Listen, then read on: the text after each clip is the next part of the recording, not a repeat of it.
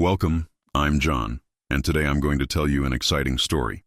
Single mother gives clothes to a homeless man without knowing he owns the company she applied to. The rain fell in heavy sheets across Detroit, turning the cracked sidewalks into rivers of gray. Rachel Moore pressed her 3-year-old son, Liam, closer to her chest as she hurried down Woodward Avenue, her worn sneakers splashing through puddles she no longer had the energy to avoid. The interview had been a disaster. Another rejection to add to the growing pile that haunted her sleepless nights. Mama, cold. Liam whimpered against her shoulder, his small fingers clutching the frayed collar of her jacket. I know, baby. We're almost at the bus stop. Rachel's voice cracked slightly, but she forced brightness into her tone. She couldn't let him see her breaking. Not again. The wind cut through her thin coat like knives, and she shifted Liam to her other hip, her arms trembling from exhaustion and cold. 29 years old, and she felt ancient. The stack of unpaid bills on her kitchen table flashed through her mind. Electricity, water, the final notice from the landlord. She had $3.47 in her bank account. Liam's milk would run out tomorrow. As they approached the bus shelter on Grand River Avenue, Rachel noticed a figure huddled in the corner, barely visible beneath layers of soaked, tattered clothing. Most people walked past without a glance, their umbrellas tilted forward, their gazes fixed on their phones or the pavement ahead. The invisible man Detroit had so many of them. But Rachel stopped. Something about the way he shivered, violent, uncontrollable tremors that shook his entire frame, made her chest tighten. She recognized that kind of cold. It was the cold that came from hopelessness, from being forgotten by the world. Mama? Liam lifted his head, his blue eyes questioning. Rachel looked down at her son, then at the man, then back at Liam. Her baby wore 2 layers, a thin shirt and the small navy jacket she'd found at Goodwill last month. It was the only real coat he had, the one he slept in on the coldest nights when their apartment's heat didn't quite reach the bedroom. She shouldn't. She couldn't afford to, but she did. Hold on tight, sweetheart, Rachel whispered, gently removing Liam's jacket. He whimpered at the sudden cold, and she quickly wrapped her own coat around him, leaving herself in just a faded long-sleeve shirt. Then she approached the hunched figure. Excuse me, sir. The man didn't move at first. Up close, she could see his face was hidden beneath a thick, unkempt beard and a torn hood. His hands, red and raw, were tucked beneath his arms. Rachel knelt down, balancing Liam on her knee, and carefully draped the small jacket over the stranger's shoulders. It barely covered him, but it was something. Here, she said softly. My son, he'll be okay. You need this more right now. The man's head lifted slowly. Through the shadows and the rain-soaked hood, she caught a glimpse of his eyes, startling gray, bloodshot, filled with something she couldn't quite name. Surprise, grief, recognition of his own humanity. We'll figure something out, Rachel continued, her smile gentle despite the tears threatening to spill. God will provide. He always does, somehow. The man's lips parted as if to speak, but no words came. His trembling hand reached up to touch the small jacket, and for a moment, something shifted in his expression, a crack in whatever wall he'd built around himself. Thank you, he finally rasped, his voice barely audible over the rain. Rachel nodded, stood, and wrapped both arms around Liam, who was now shivering against her chest. Come on, baby. Let's go home. As she walked away toward the approaching bus, she didn't look back. She didn't see the man stand slowly, watching her disappear into the crowd. She didn't see him clutch the child's jacket like a lifeline, his shoulders beginning to shake, not from cold this time, but from something deeper, something he'd thought long dead inside him. Michael Reeves stood in the rain, a billionaire disguised as a ghost, and felt the first genuine emotion he'd experienced in 2 years, and it was shame. Michael Reeves watched the bus pull away, its red taillights blurring through the rain like dying embers. The small navy jacket hung from his shoulders, impossibly tiny, impossibly warm. He brought the fabric to his face and breathed in laundry detergent, the sweet scent of a child, and something else. Hope, maybe, or just the memory of what hope used to smell like. 3 months ago, Michael had walked away from everything. The penthouse overlooking the Detroit River, the corner office on the 40th floor, the board meetings and the carefully orchestrated life that had become a mausoleum after Sarah and Emma died. His wife and 7-year-old daughter, gone in an instant when a drunk driver ran a red light on a Tuesday afternoon. The same Tuesday, Michael had canceled their lunch plans because of a conference call that couldn't wait. Everything could have waited. He'd given his COO, Richard Bennett, temporary control of Reeves Co. and signed the papers his lawyers shoved in front of him, and disappeared, not to some remote island or mountain retreat like people expected. No, Michael chose the streets of his own city, the place he'd claimed to serve through his philanthropic ventures and charitable donations. He wanted to see what he'd been too blind to notice from his tower of glass and steel. He wanted to feel something again. Anything, even if it was just the cold. But numbness had followed him like a shadow, until today, until a woman with haunted eyes and a child on her hip had given away the one thing her son needed to stay warm. Michael looked down at the jacket in his hands. It was worn thin at the elbows, the zipper broken, held together with a safety pin, yet she'd given it without hesitation, without judgment, without even asking his name. Who was she? He whispered to the empty street. Rachel unlocked the door to her apartment with numb fingers, Liam heavy and drowsy in her arms. The studio was barely 400 square feet, a kitchenette, a bathroom with a leak she couldn't afford to fix, and a space that served as bedroom, living room, and dining room all at once. But it was theirs, and she'd fought tooth and nail to keep it. "Mama hungry," Liam mumbled as she set him down on the worn couch. "I know, baby. Let me see what we have." Rachel opened the refrigerator, its harsh light illuminating the emptiness inside. Half a carton of milk, 3 eggs, a quarter stick of butter, and some wilted lettuce. She'd make scrambled eggs. Again, for the 4th night this week. As the eggs sizzled in the pan, Rachel's phone buzzed on the counter. Unknown number, probably another debt collector. She ignored it and focused on not burning their dinner. The phone buzzed again, then a 3rd time. With a sigh, Rachel wiped her hands on her jeans and picked up. "Hello? Ms. Rachel Moore," a woman's voice, professional and warm. "Yes, this is she. My name is Patricia Holmes. I'm calling from Reeves Co. We received your application for our administrative assistant position, and we'd like to invite you for an interview." Rachel's spatula clattered into the sink. "I'm sorry, what?" "Reeves Co." Patricia repeated patiently. "Your resume came through our system about 3 weeks ago. We apologize for the delay in reaching out, but we're very interested in speaking with you. Would you be available tomorrow morning? Say, 10 o'clock? Rachel's mind raced. Reeves Co. She'd applied to hundreds of places, sent her resume into what felt like a black hole of automated responses and rejection emails. She barely remembered this one. Yes, I can be there. Thank you. Thank you so much." "Wonderful. The address is 1500 Woodward Avenue, 40th floor. Please ask for me at reception. Looking forward to meeting you, Ms. Moore." The line went dead. Rachel stood frozen, her phone pressed against her chest, afraid that if she moved too quickly, she'd wake up and discover this was just another cruel dream. Liam appeared at her side, tugging on her shirt. Mama crying. She was, but for the first time in months, they weren't tears of desperation. "No, baby," she whispered, scooping him into her arms and spinning him around the tiny kitchen. "Mama's happy. We might actually be okay."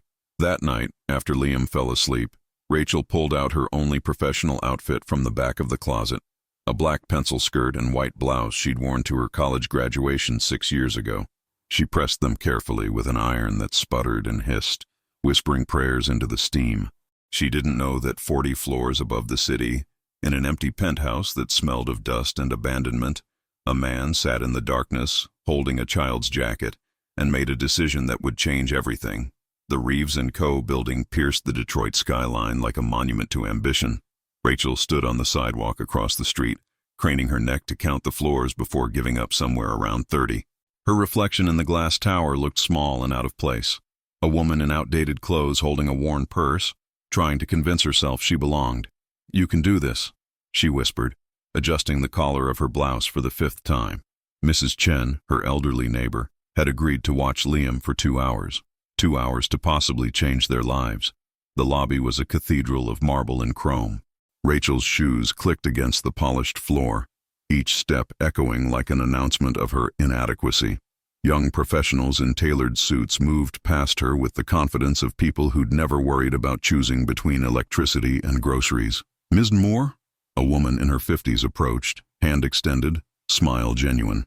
"Patricia Holmes, So glad you could make it. Rachel shook her hand, hoping her palm wasn't too sweaty. Thank you for the opportunity. Right this way. Patricia led her to a private elevator, sliding a keycard through the reader. We're heading straight to the executive floor. Mr. Reeves himself requested to meet with you. Rachel's stomach dropped. Mr. Reeves? I thought this was for an administrative assistant position. It is. Patricia's smile held a knowing quality. But Mr.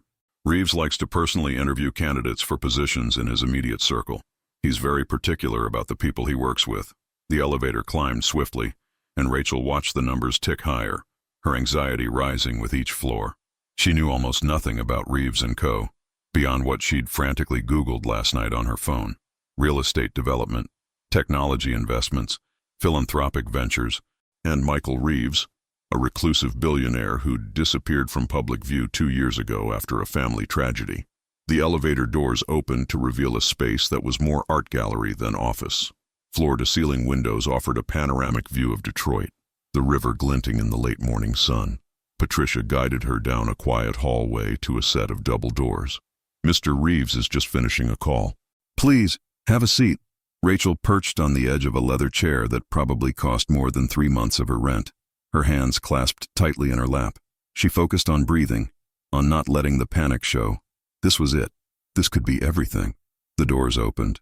Rachel looked up, a polite smile ready on her face. Then the world tilted. The man standing in the doorway was clean-shaven now, his dark hair neatly trimmed, wearing a charcoal suit that fit him like it had been designed specifically for his frame. But those eyes, those startling gray eyes, she knew them.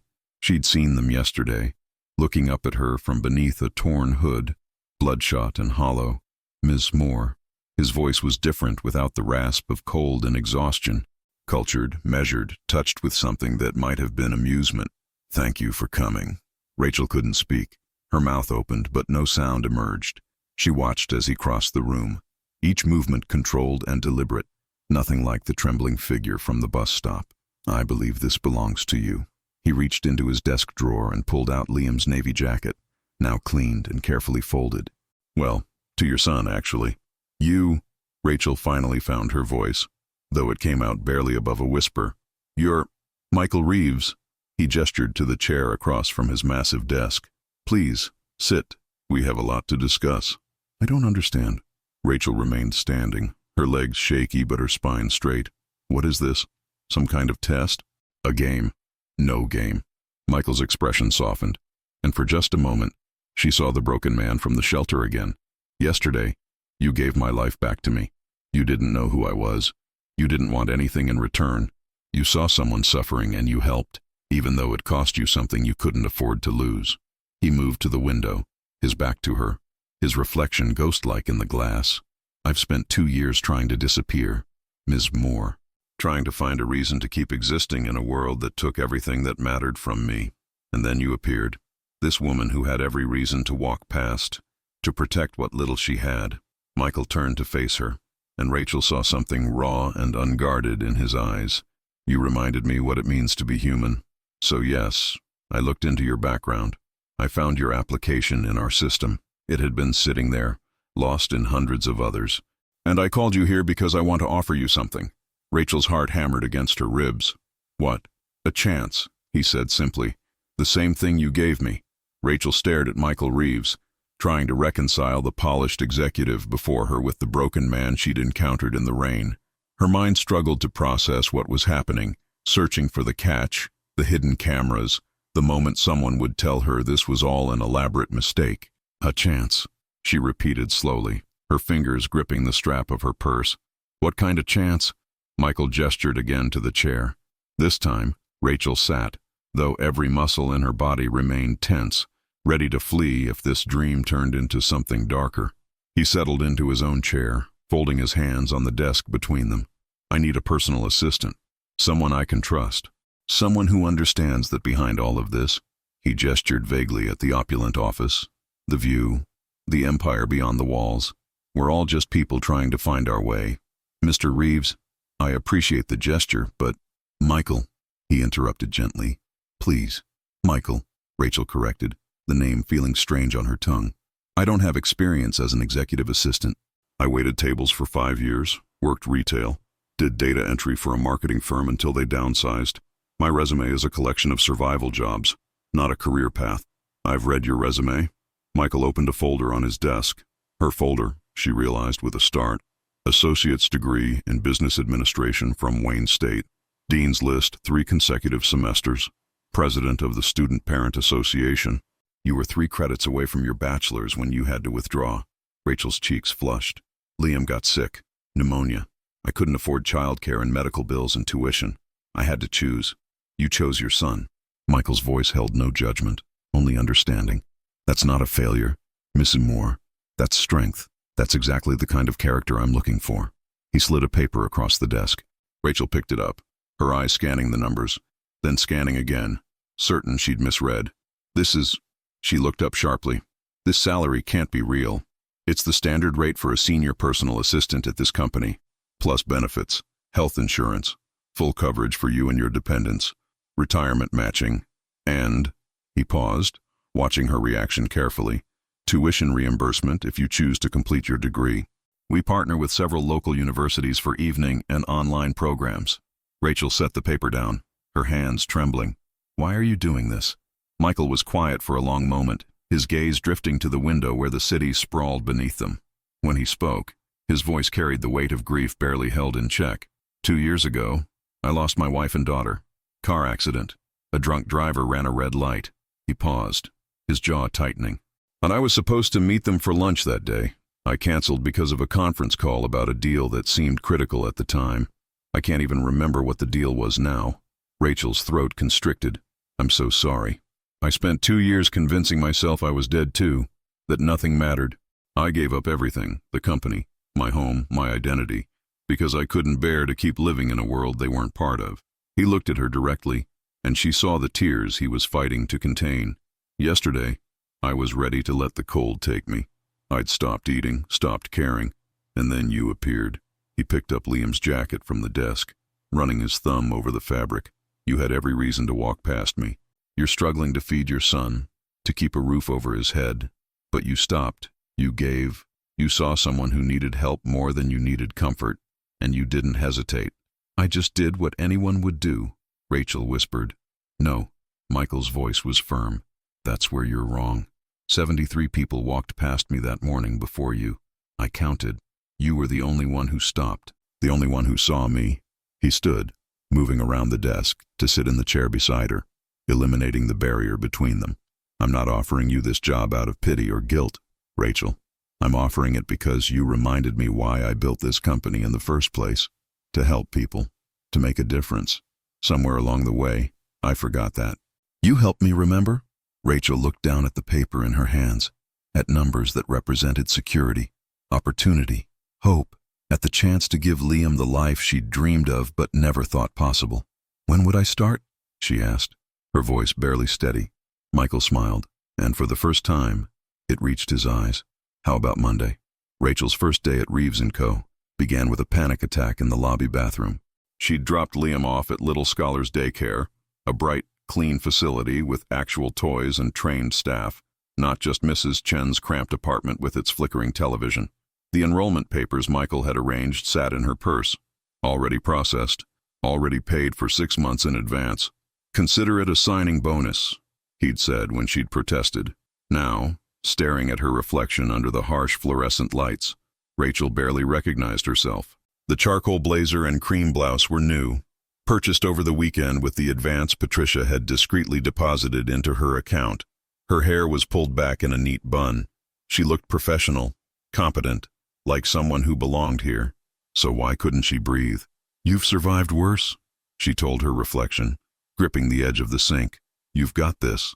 The words felt hollow, but she forced herself to believe them anyway. Patricia was waiting by the elevator, tablet in hand, wearing the patient smile of someone who'd seen countless nervous first days. Ready? As I'll ever be, Rachel managed. The 40th floor was already buzzing with activity. Assistants moved with practiced efficiency.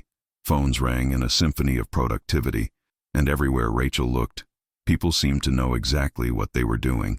She felt like an imposter, waiting for someone to point and expose her. This is your workspace. Patricia led her to a sleek desk positioned strategically outside Michael's office. 2 computer monitors, a new laptop, a phone with more buttons than Rachel knew what to do with. Michael prefers to keep his immediate team small. It'll primarily be you managing his schedule, correspondence, and daily operations. I'll be training you this week. Then you're on your own. No pressure, Rachel muttered. Patricia laughed. You'll do fine. Michael doesn't make mistakes about people. Over the next 4 hours, Rachel's brain absorbed information like a sponge thrown into an ocean. Calendar systems, filing protocols, security clearances, email filters, meeting preparation procedures. Patricia spoke quickly but clearly, demonstrating each task twice before having Rachel repeat it. The key to working with Michael, Patricia explained during a brief coffee break, is understanding what he needs before he asks for it. He's brilliant but distracted. He'll get lost in a project and forget to eat. He'll schedule back-to-back meetings without breaks. Your job is to protect him from himself while keeping everything running smoothly. That sounds impossible, Rachel admitted. It would be if he were still the man he was 2 years ago. Patricia's expression grew thoughtful. But he's different now, quieter, more present somehow, even though he's been absent. Does that make sense? Rachel thought of the man in the rain, the raw vulnerability in his eyes. Yeah, it does. At noon, Michael emerged from his office, stopping short when he saw Rachel at her desk. For a moment, something unreadable crossed his face. Surprise, perhaps, or relief that she'd actually shown up. Ms. Moore, how's your first morning? Overwhelming, Rachel answered honestly. But I'm managing. Good. He glanced at Patricia. Has she eaten? I was just about to suggest lunch, Patricia said smoothly. Michael nodded. There's a cafe on the 32nd floor. Company subsidized. Get whatever you want. He pulled out his wallet, but Rachel raised a hand. I can pay for my own lunch, Mr. Reeves. Michael, he corrected, a hint of amusement in his voice. And I know you can, but humor me. First day tradition. Before Rachel could argue, he'd pressed 2 $20 bills into her hand and retreated back to his office. Patricia grinned. He's testing you. Testing me how? To see if you'll accept help when it's offered. A lot of people in your position would either refuse out of pride or take advantage. He's trying to figure out which kind of person you are. Rachel stared at the money in her palm. $40. She could buy a week's worth of groceries with this, or she could buy lunch for herself and Patricia, the way Michael clearly intended. She looked up at Patricia. Want to join me? My treat. Patricia's smile widened. Here you just passed. As they waited for the elevator, Rachel caught a glimpse through Michael's glass office door. He stood at the window, phone pressed to his ear, but his gaze was distant, focused on something beyond the city skyline. Even surrounded by all this success, all this power, he looked profoundly alone. Rachel understood that loneliness. She'd worn it like a second skin for years. Maybe, she thought, they could help each other find their way back. 3 weeks into her new position, Rachel had found her rhythm. She arrived at 7:30 each morning, a full hour before Michael, and used the quiet time to organize his day, flag urgent emails, and prepare briefing documents. She'd learned his patterns, how he took his coffee, black, no sugar, when he needed space, after particularly difficult board meetings, and when he needed gentle pushing, pretty much every mealtime. What she hadn't expected was how much she'd come to respect him. The Michael Reeves the media portrayed, the ruthless businessman, the distant billionaire, bore little resemblance to the man she worked with daily. He was thoughtful, often to a fault. He remembered names of janitors and security guards. He'd spent an entire afternoon last week personally reviewing the company's healthcare benefits because an employee's child needed a medication that wasn't covered. But the ghosts still haunted him. Rachel saw it in the way his hand would freeze over family photos that weren't there anymore, in how he avoided certain restaurants that Patricia quietly flagged in his calendar, in the absolute silence of his office after 5 p.m., when everyone else had gone home. You're working late again. Michael's voice startled Rachel. She looked up from her computer to find him standing by her desk, briefcase in hand, concern etched across his features. Just finishing tomorrow's prep, she said, glancing at the clock. 7:15. Mrs. Chen has Liam until 8, so I have time. Michael frowned. Mrs. Chen, I thought he was enrolled at Little Scholars. He is, during business hours, but they close at 6, and with the commute, Rachel shrugged, trying to keep her voice light. Mrs. Chen helps with the gap. She doesn't charge much. Rachel, Michael set his briefcase down and pulled up a chair, sitting across from her desk in a gesture that had become familiar, his way of signaling a real conversation, not a boss-to-employee directive.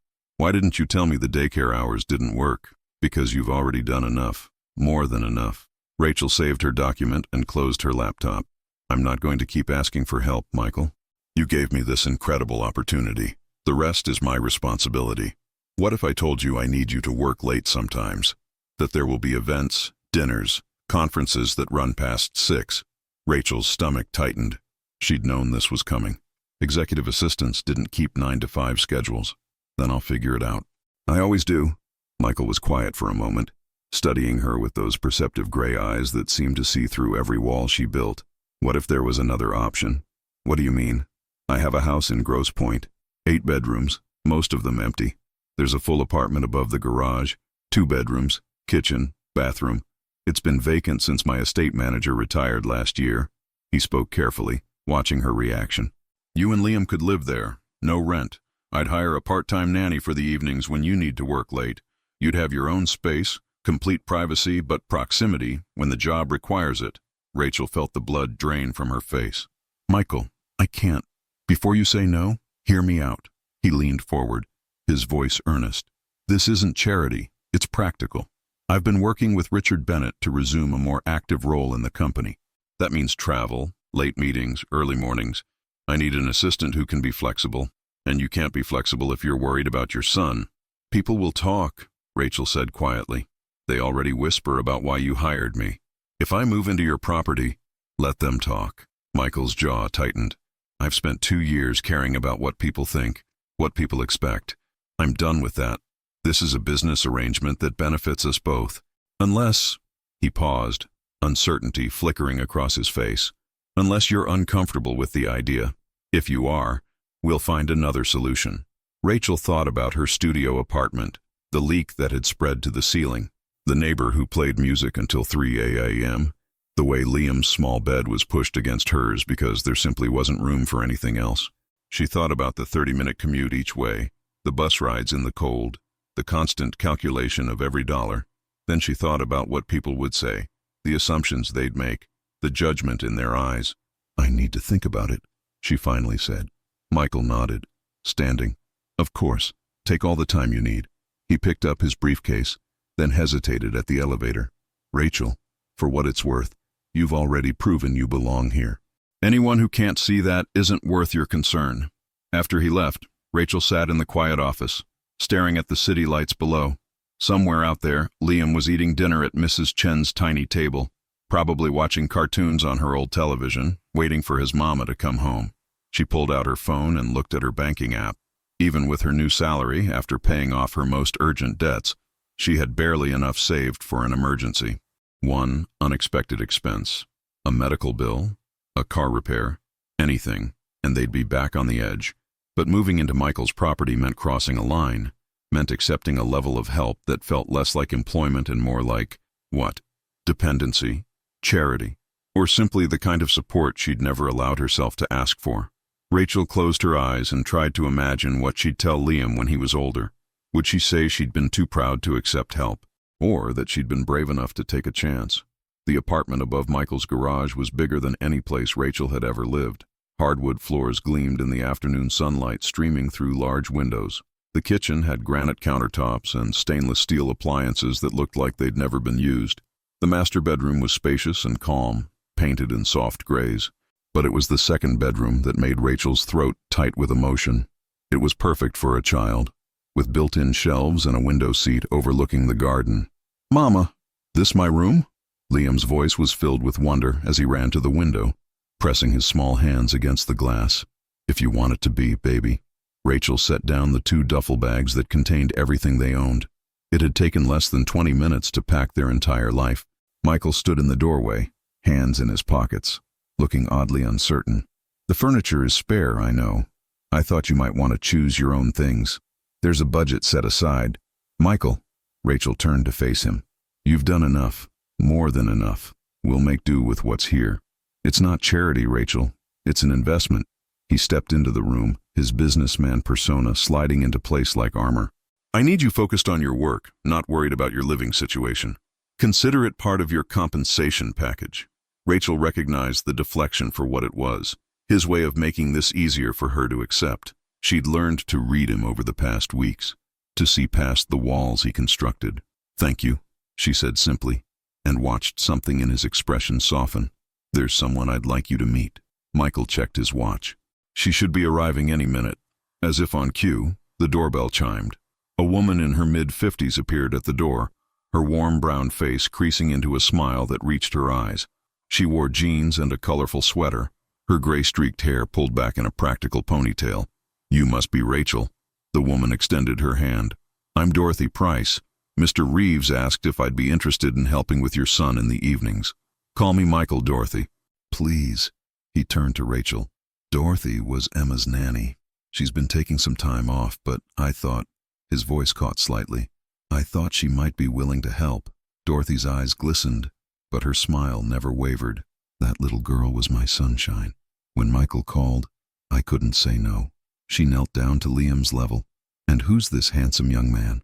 "I'm Liam. I'm 3. He held up 3 fingers, suddenly shy. "And 3 is a wonderful age," Dorothy said seriously. "Do you like stories, Liam? I know about 100 of them." Liam's eyes went wide. 100.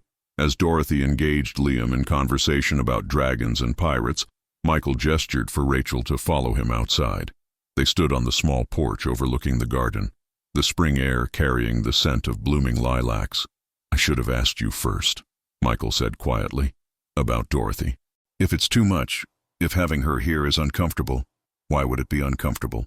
"Because she was part of my life before. Because she'll remind you every day that you're living in the shadow of what I lost." He gripped the porch railing, his knuckles white. "I don't want you to feel like you're just filling empty spaces." Rachel understood then. He was afraid that she'd see herself as a replacement, afraid that his grief would contaminate this new beginning. "Michael, look at me." She waited until he met her gaze. "I'm not trying to replace anyone. I'm not trying to be anything except what I am. A single mother trying to give her son a better life, and an assistant trying to do her job well. If Dorothy being here helps both of those things, then I'm grateful. And if people assume that you're helping a woman in need, let them assume." Rachel surprised herself with the firmness in her voice. "I spent 3 years being ashamed of needing help. I'm done with that. You needed help too. That day in the rain. Neither of us is weak for accepting what's offered." Michael stared at her for a long moment, something like admiration flickering in his eyes. "And when did you become so wise?" "Probably around the time I had to choose between paying for diapers or electricity," Rachel said dryly. "You learn fast when you have no choice." A laugh escaped him, brief but genuine. It transformed his face, erasing years of grief for just a moment. Rachel realized she'd never heard him laugh before. Inside, Liam's giggle rang out, followed by Dorothy's warm chuckle. The sound of life, of normalcy, filling spaces that had been silent for too long. "Come on," Rachel said, heading back inside. "Let's see if Liam's told Dorothy his entire life story yet. Fair warning, he talks a lot when he's comfortable." "Like his mother," Michael murmured, following her, a small smile still playing at his lips. The photograph appeared on page 6 3 months after Rachel moved into the garage apartment. She was walking beside Michael outside a restaurant in downtown Detroit, laughing at something he'd said after a dinner meeting with investors. The photographer had caught them mid-step, close enough that it could be interpreted as intimate, distant enough to maintain plausible deniability. The headline read, "Billionaire Michael Reeves emerges from seclusion with mysterious companion." Rachel saw it first when her phone started buzzing at 6 in the morning. Text messages from numbers she didn't recognize, emails from reporters, a voicemail from someone claiming to be from a tabloid, offering money for her side of the story. By the time she reached the main house for their usual 7 a.m. briefing, Michael was already in his study, the newspaper spread across his desk, his expression thunderous. "I'm handling it," he said before she could speak. "My lawyers are already drafting a statement." "What kind of statement?" Rachel set down her tablet, her stomach churning. "That you're my executive assistant, that these insinuations are baseless and invasive, that—" "Michael, stop." Rachel sank into the chair across from him. "A statement will only make it worse. It'll look like we have something to hide. We don't have anything to hide." "I know that. You know that." Rachel gestured to the newspaper. "But they don't care about the truth. They care about the story. Reclusive billionaire, struggling single mother, convenient rescue. It writes itself. Michael's jaw tightened. So we do nothing. Let them paint you as some kind of opportunist. We let them talk until they get bored and move on to the next story. Rachel kept her voice steady, even as anxiety clawed at her chest. I can handle gossip, Michael. I've handled worse. What she didn't say, that she'd already heard the whispers in the break room, seen the sidelong glances from other executives, that yesterday someone had left a copy of Cinderella on her desk with a sticky note that read, "Convenient fairy tale." This is my fault. Michael pushed back from his desk, moving to the window. I should have been more careful. Should have thought about how it would look. You took me to a business dinner. We were doing our jobs. I made you do your job in a spotlight you never asked for. He turned to face her, and Rachel saw guilt etched across his features. Everything I touch destroys people. My wife and daughter. Now you. I'm not destroyed. Rachel stood, crossing to where he stood. I'm standing right here, doing fine. Are you? His voice dropped. Or are you just good at pretending? The question hung between them. Too perceptive, too close to the truth. Because Rachel wasn't fine. She'd spent last night lying awake, wondering if Liam would someday Google her name and find articles calling his mother a gold digger, wondering if she'd made a terrible mistake accepting Michael's help. Before she could answer, her phone rang. Patricia's name flashed across the screen. Rachel, don't come into the office today, Patricia said without preamble. There are photographers in the lobby. Building security is handling it, but I'm not hiding, Rachel interrupted. I haven't done anything wrong. I know that. But Michael asked me to suggest you work from home until this settles. Rachel looked at Michael, who had the grace to look apologetic. She ended the call. You told Patricia to keep me away. I told her to give you the option. Michael ran a hand through his hair, a gesture of frustration she'd come to recognize. Rachel, I'm trying to protect you. I don't need protection. I need my job. I need to show those people that I earned my place here. Her voice rose despite her attempt to stay calm. But if I hide, I'm admitting I have something to be ashamed of. And if you don't hide, they'll tear you apart. Then let them. Rachel's hands clenched into fists at her sides. I've been torn apart before. Michael, I survived eviction notices and empty cupboards and judgmental looks from people who thought I was trash for being a single mother. I survived my ex walking away when I was 6 months pregnant. I survived all of it, and I'm still standing.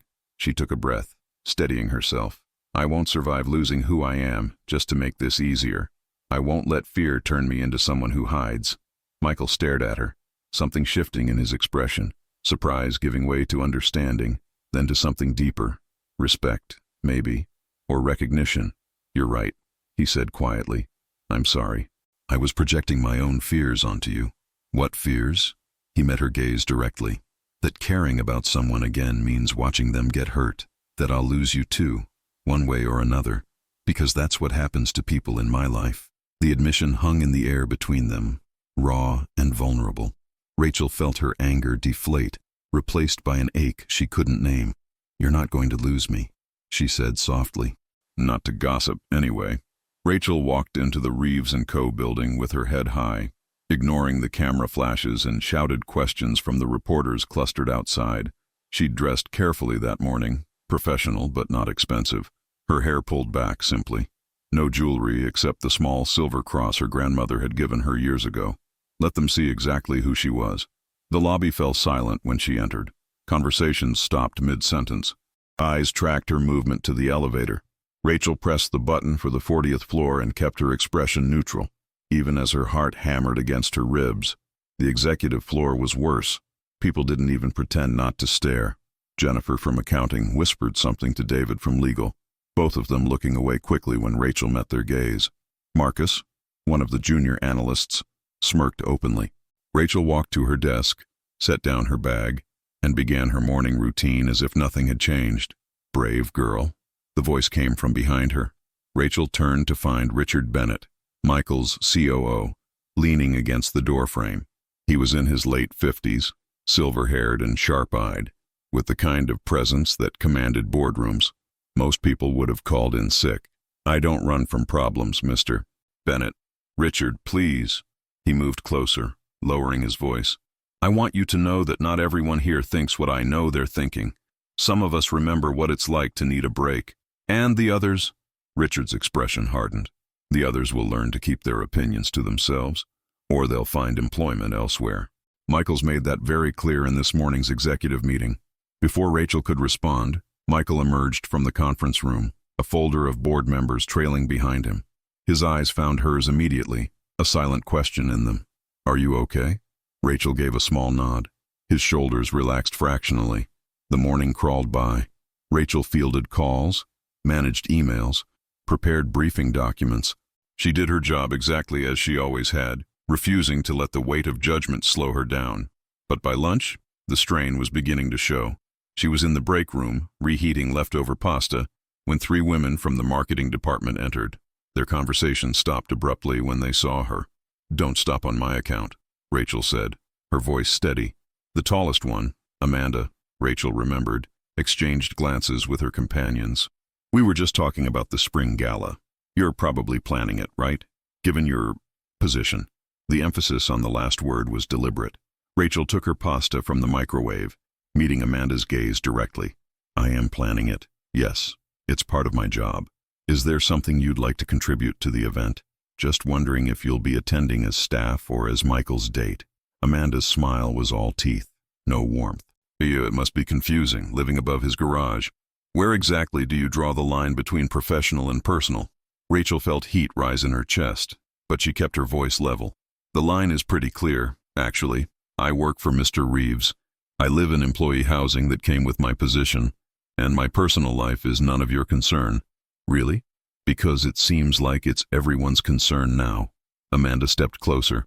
"Some of us worked for years to get where we are. We didn't need a sob story and a conveniently timed good deed to climb the ladder." "Amanda." The sharp voice came from the doorway. Patricia stood there, her expression glacial. "A word in my office." "Now." Amanda's face flushed, but she followed Patricia out, her companions trailing behind. The break room fell silent except for the hum of the refrigerator. Rachel stood alone, her hands shaking as she gripped her container of pasta. She wasn't hungry anymore. She threw the food in the trash and returned to her desk, grateful that Michael was in back-to-back meetings for the rest of the afternoon. At 4 o'clock, her phone buzzed with a text from an unknown number. Against her better judgment, she opened it. The image made her stomach drop. It was a photo of Liam at Little Scholars Daycare, playing in the outdoor area. The message below read, "Cute kid. Must be nice having a sugar daddy to pay for everything." Rachel's vision blurred. She deleted the message with trembling fingers, then deleted it from her trash folder, as if that could erase the violation. Someone had photographed her son. Someone knew where he went to school. She was still staring at her phone when Michael emerged from his office. "Rachel?" He was at her desk in 3 strides. "What's wrong?" She couldn't speak. She handed him her phone, watching his face darken as he read the deleted message she'd screenshotted out of instinct. "Pack your things," he said quietly, his voice deadly calm. "We're leaving. Now." "Michael." "Now." "Rachel." He was already dialing security. "Someone just threatened your son. We're not taking chances." As building security escorted them to Michael's private parking garage, Rachel felt the careful control she'd maintained all day finally crack. This wasn't just gossip anymore. This was danger. This was her worst fear realized, that her choice to accept help would put Liam at risk. In the car, Michael reached for her hand. She let him take it, too shaken to maintain the professional distance she'd been so careful to preserve. "I'm pulling him from Little Scholars," she whispered. "Tomorrow. I'll find somewhere else, somewhere private. Dorothy will watch him at the house. Full time." "Michael, I can't ask." "You're not asking. I'm insisting." His grip tightened. "No one threatens a child. No one. I have security teams, Rachel. By tomorrow morning, they'll know who sent that message, and I will personally ensure they regret it." Rachel closed her eyes, tears finally spilling over. "Maybe this was a mistake. Maybe I should—" "Don't." Michael's voice was fierce. "Don't let them win.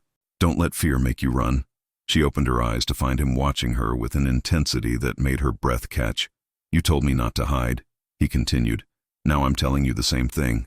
We face this together, if you'll let me." Together.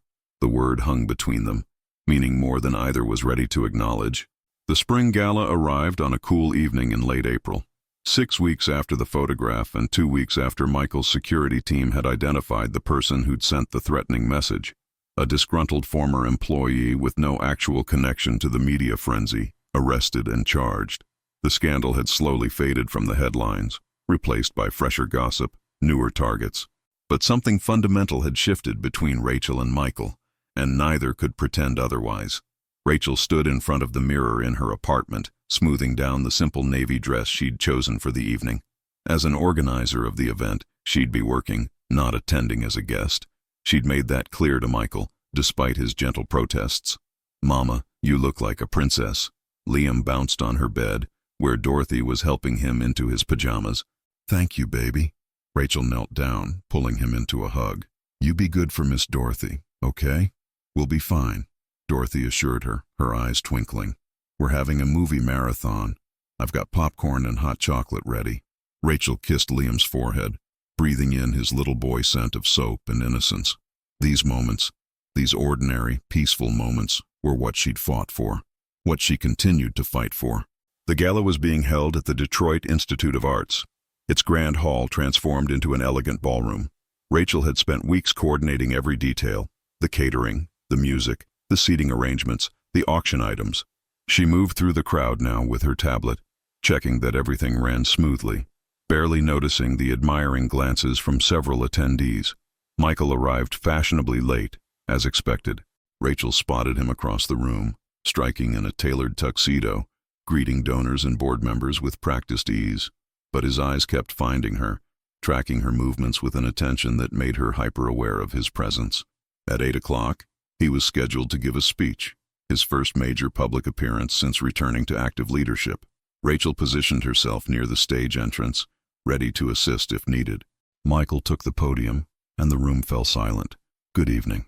For those who don't know me, I'm Michael Reeves." A ripple of polite laughter. "2 years ago, I disappeared from public life. I'd like to tell you why." Rachel's breath caught. This wasn't the speech they'd prepared. "I lost my wife and daughter in a car accident. I blamed myself. I blamed the world. I blamed God." His voice was steady, but Rachel could see the tension in his shoulders. "I spent months convinced that I'd died with them, that I was just a ghost going through motions. So I stopped going through motions. I walked away from everything, including myself." The room was utterly still. "I ended up living on the streets of this city, not because I had to, but because I wanted to disappear completely. I wanted to become invisible, to fade into nothing." He paused, and his eyes found Rachel in the crowd. "Oh, then someone saw me anyway." Rachel felt heat rise in her cheeks as heads turned, searching for who he was looking at. A woman with every reason to walk past stopped and gave my life back to me. She had almost nothing, but she gave anyway. She didn't know who I was. She didn't want anything in return. She just saw someone suffering and chose compassion over convenience. Michael looked away from Rachel, addressing the crowd again. "That woman is my executive assistant, Rachel Moore. Many of you have read about her in the papers, heard gossip, made assumptions. Let me be clear. Rachel Moore saved my life, not metaphorically, literally. She reminded me what it means to be human, what it means to see beyond ourselves." He gripped the podium, his voice growing stronger. "This company was built on the principle that success means nothing if it doesn't serve others. I'd forgotten that. I'd built walls between myself and the people I claimed to help.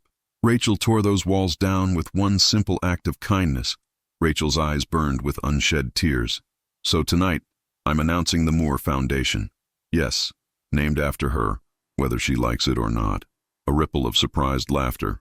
"It will focus on supporting single parents, providing childcare assistance, job training, and emergency financial aid. Because if we can't help the people standing right in front of us, what's the point of any of this?" The applause was thunderous. Rachel stood frozen as people turned to look at her with new eyes, no longer judgmental, but curious, reassessing. Michael descended from the stage, moving through the crowd directly toward her. The conversations parted around him like water. "You didn't tell me you were changing the speech," Rachel said when he reached her, her voice barely audible over the noise. "I needed to say it. I needed them to understand." He stood close enough that she could see the vulnerability in his eyes. "I needed you to understand." "Understand what?" "That what started as gratitude has become something else. Something I wasn't looking for and didn't think I deserved." His hand found hers, a gesture witnessed by 300 people and every society photographer in Detroit. "You brought me back to life, Rachel. Not just that day in the rain, but every day since." Rachel's heart hammered. Michael, everyone's watching. Let them watch. His thumb traced circles on her palm. I'm done hiding. Done pretending. Done living half a life because I'm afraid to lose again. What are you saying? I'm saying, I love you. The words came out raw, honest, terrifying. I love your strength and your kindness and the way you fight for your son. I love how you make me want to be better. How you make me believe I can be better. Tears spilled down Rachel's cheeks. I'm scared. So am I. Michael lifted his free hand to her face, wiping away her tears with his thumb. But I'm more scared of not taking this chance, of letting you slip away because I was too afraid to say what I feel. Around them, the gala had gone quiet, hundreds of eyes watching this intimate moment. Rachel was dimly aware of phones being raised, of flashes going off, of whispers spreading like wildfire. Tell me you feel it too, Michael whispered. Tell me I'm not alone in this. Rachel thought of Liam sleeping peacefully at home, of the apartment above the garage that had become a sanctuary, of the job that had become a calling. She thought of how Michael looked at her, not as a charity case or a convenient rescue, but as someone worthy of respect, admiration, love. She thought of all the reasons this was complicated, messy, imperfect. Then she thought of the man trembling in the rain, of the small navy jacket that had changed everything, of how sometimes the bravest thing you can do is let someone love you. You're not alone, she said, her voice steady despite her tears. You've never been alone. Not since that day. Michael's smile was radiant, transformative. He pulled her close, and when he kissed her, the ballroom erupted in applause. But Rachel barely heard it. She was too busy feeling whole for the first time in years, too busy realizing that sometimes the greatest act of courage is accepting joy when it's offered. Two broken people, finding their way back to life, together. The end. Did you like this story? Would you have done anything differently? Tell me in the comments. See you next time. Don't forget to like and subscribe now to receive more exciting stories that you won't want to miss. Thank you very much.